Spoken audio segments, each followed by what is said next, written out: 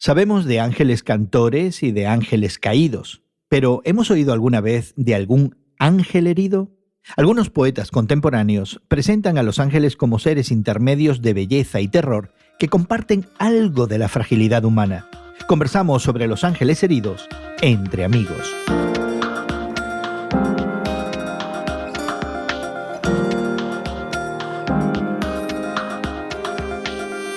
Gracias por acompañarnos entre amigos, esta conversación semanal con Guillermo Serrano, Elsa Masón y tu servidor Jesús García sobre temas de actualidad que consideramos desde una perspectiva cristiana. Y queremos invitarte a que te suscribas a nuestro podcast y a que nos sigas regularmente. Y puedes encontrar más información, maneras de suscribirte e incluso otras conversaciones que hemos tenido en el pasado en radiomoody.org. En el día de hoy consideramos la idea de los ángeles heridos. Bueno, los ángeles, esos seres intermedios cuya existencia registran algunas de las religiones más predominantes en el mundo, han sido objeto no solo de devoción y reflexión teológica. En la civilización occidental han sido también objeto de la creación artística. No hay más que visitar nuestras capillas de América Latina para ver que están llenas de imágenes de ángeles anónimos en forma de infantes rollizos y alados, o muy reconocidos también como el afable Gabriel en la Anunciación o el belicoso Miguel que derrota al dragón. Y no hablemos del ángel de la guarda. Mi dulce compañía,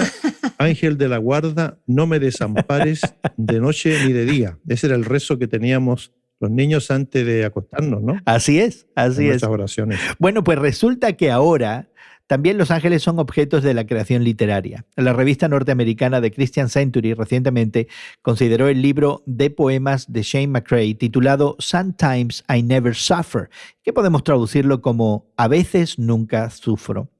Ahí McCrae, poeta norteamericano y profesor de literatura de Columbia University en Nueva York, considera la naturaleza de ángeles que en su licencia poética presenta como seres que parecen estar heridos. Y esta idea del ángel herido, Guillermo y Elsa, no parece encajar muy bien con la idea que tradicionalmente tenemos de los ángeles en la cristiandad, como seres que en muchos casos y en primer lugar para muchos cristianos parecen ser objeto de devoción. Sí, Gerson, tienes razón. Creo que la idea de pensar que un ángel pueda ser herido es algo que no lo tenemos muy en mente, ¿verdad? Los consideramos seres superiores, seres más fuertes, y así nos los indica la Biblia, ¿no? Que son un poco superiores a los hombres, ¿no? La angelología es el estudio de los ángeles, y las teologías sistemáticas de los teólogos más reconocidos del siglo XVIII en adelante hablan muy poco sobre los ángeles, porque realmente, aunque Elsa ha dicho que lo mencionan en la Biblia, realmente se mencionan pocos ángeles y sabemos menos de sus vidas. Entonces los teólogos tienen muchas reservas para hablar de estos ángeles. Estoy hablando desde el punto de vista protestante. Sin embargo, desde el punto de vista católico se ha desarrollado mejor esta teoría o doctrina de los ángeles para asignarles a cada uno de ellos diversos tipos de tareas. Y me da la impresión que el énfasis al hablar de los ángeles en el mundo protestante recae en la creencia más bien de los ángeles caídos que le hacen la vida imposible a los fieles cristianos. Creo que sí, Gerson, tienes razón de que desde el punto de vista evangélico tal vez tendemos a enfocarnos más en Satanás y los ángeles que cayeron cuando él decidió desobedecer a Dios, ¿no? Que nos dice la Biblia en pasajes no de los más claros, ¿verdad? Pero sin embargo se menciona que cayeron con él 1/3 de los ángeles del cielo. Entonces, tendemos a pensar en que nuestra relación con Dios es primordial, y eso teológicamente es correcto, pero nos olvidamos que también Dios, para protegernos, no solamente está Él mismo, está la sangre de Jesucristo, está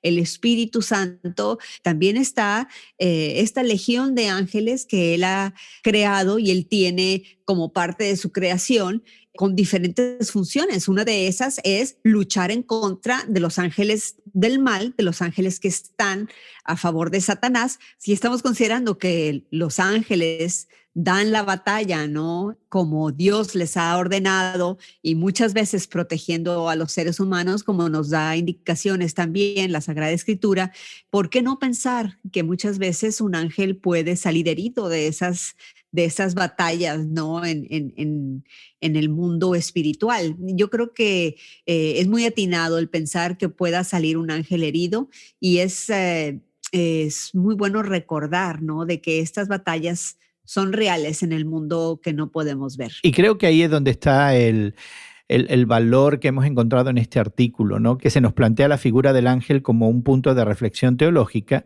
en este caso a través de la literatura y más que de las artes plásticas, que es como tradicionalmente hemos considerado a los ángeles. Un libro y un autor que hizo historia no hace más de 10 años, Frank Peretti. Él escribió este libro, Una densa oscuridad, que yo me leí creo que en una noche porque como escritor es extraordinario, y en donde habla de un mundo espiritual en donde están presentes estos ángeles, pero están presentes desde los dos lados, los ángeles buenos y los ángeles malos, para crear una especie de caos, de crisis en la tierra entre los seres humanos, que no dejó de ser muy llamativo el título y también la narrativa. Y cuando Elsa dice que no sería raro ver o encontrar en estas luchas increíbles en el otro mundo que nosotros no podemos percibir desde acá, algún ángel salga malherido. Realmente me llamó la atención eso, porque yo nunca siquiera lo había considerado. Y el artículo también menciona interesantemente otros autores cristianos que han trabajado este tema.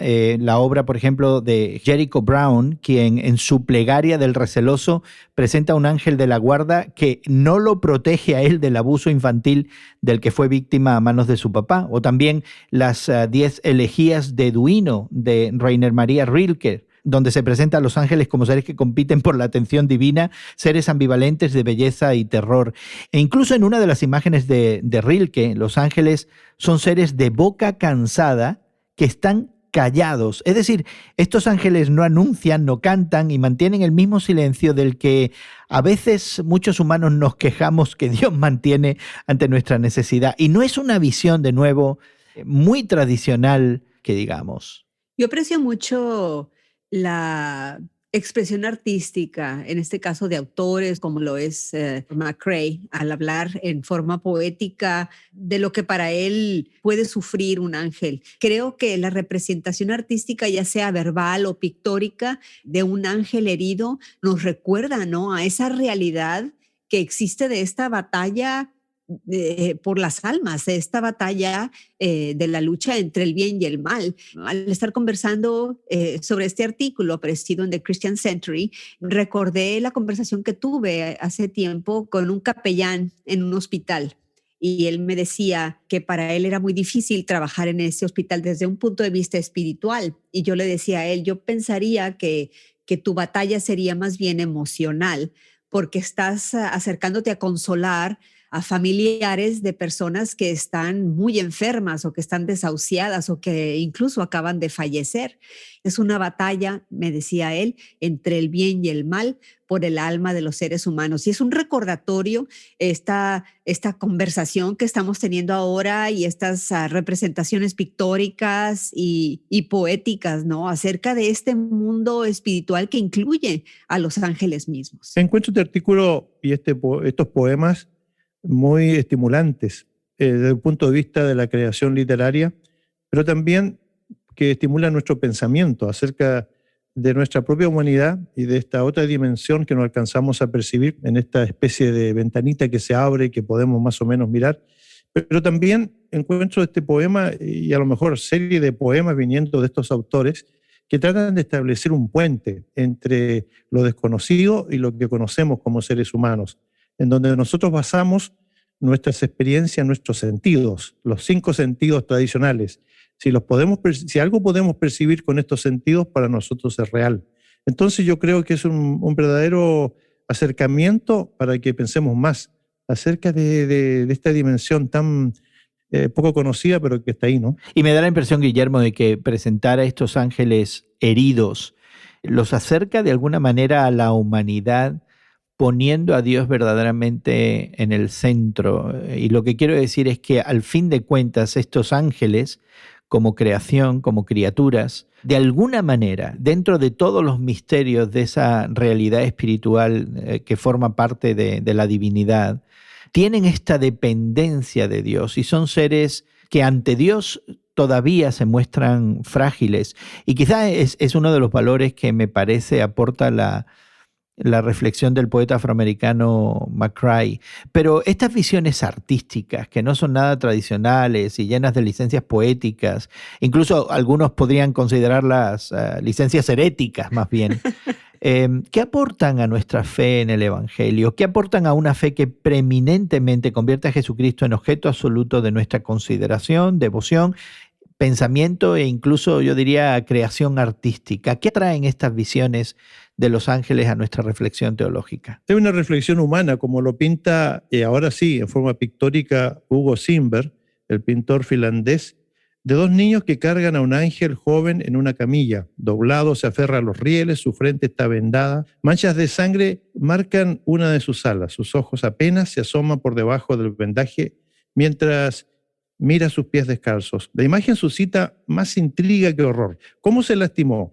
Y la otra reflexión, ¿por qué el chico que carga la camilla, el que va atrás, nos mira directamente? Y con acusación casi nos mira. Sí, exactamente. Yo creo que ahí es donde marca, yo diría, el punto de reflexión acerca de nuestra relación con un Dios que tiene una providencia que nos lleva a través de varios caminos por la vida, pero que en donde tampoco nos ofrece una especie de escape a muchos problemas o situaciones que podemos enfrentar. Esto va en contra de muchas teorías que hoy día circulan en que Dios es una especie de rey Midas o Santa Claus que va a responder a todas nuestras necesidades, pero también nos acerca este acercamiento a los ángeles a preguntas que a lo mejor no somos capaces de responder, y la única cosa que podemos hacer es recibir la revelación de la Biblia de que hay un Dios de cuidado que se ocupa de nosotros, aunque no podamos percibir este cuidado tan directamente como nos gustaría. Y me encanta que hayas hecho esa conexión. Creo que nos apunta a una realidad de una teología del sufrimiento de la que muchas veces quisiéramos